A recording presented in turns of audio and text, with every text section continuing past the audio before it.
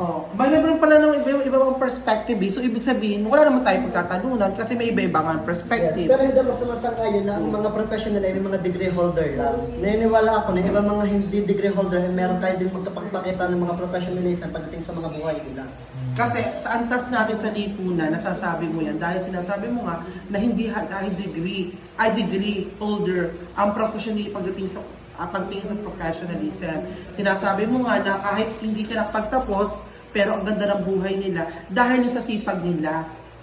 Yes, dahil nga sa sipag nila, kahit Iba kasi ang usapin pagdating sa high degree at pagdating sa karanasan mo sa buhay. Iba yung usapin yun. Pag sinabi natin professionalism, pag antas mo, pag tinignan ka ng ibang tao na high degree, kapag sa trabaho, sinabi mo ba, ang karanasan ko po ay mag-baking, pero ang kailangan dito ay edukasyon.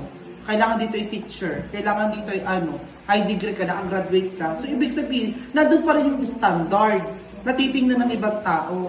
nasasagot mo na bakla yung sagot. Baker ka, tapos mag-a-apply ka as a teacher. Doon pa lang napaka-unprofessional mo na. Bakla, baker ka, magkatrabaho ka ng magtuturo ka bilang isang teacher, magtuturo ka sa estudyante, kung baker ka lang naman. Bakla, doon pa lang, kahit pa sabihin mo nakapagtapos ka, kung baker ka, bakit yung magtatrabaho bilang isang educator, bilang isang professional teacher, kung alam mo baker ka lang. Oh, diba?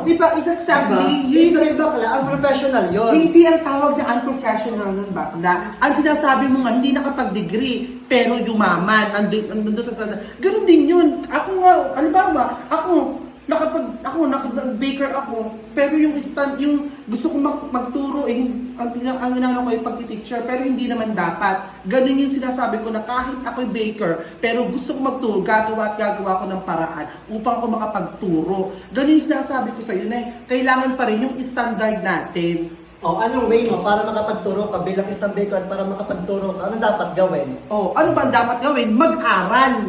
Yun, mag-aral. So, ibig sabihin nun, bakit ka ba bibigyan ng, sasabihin mo, unprofessional? Ibig sabihin, kailangan mo mag-aral, magsumikap. Yun ang yung pinopoint ko sa iyo ba? Tama, may point. Bakala, kapag ka-baker ka at teacher ka na, ang teacher ay tinatawag na?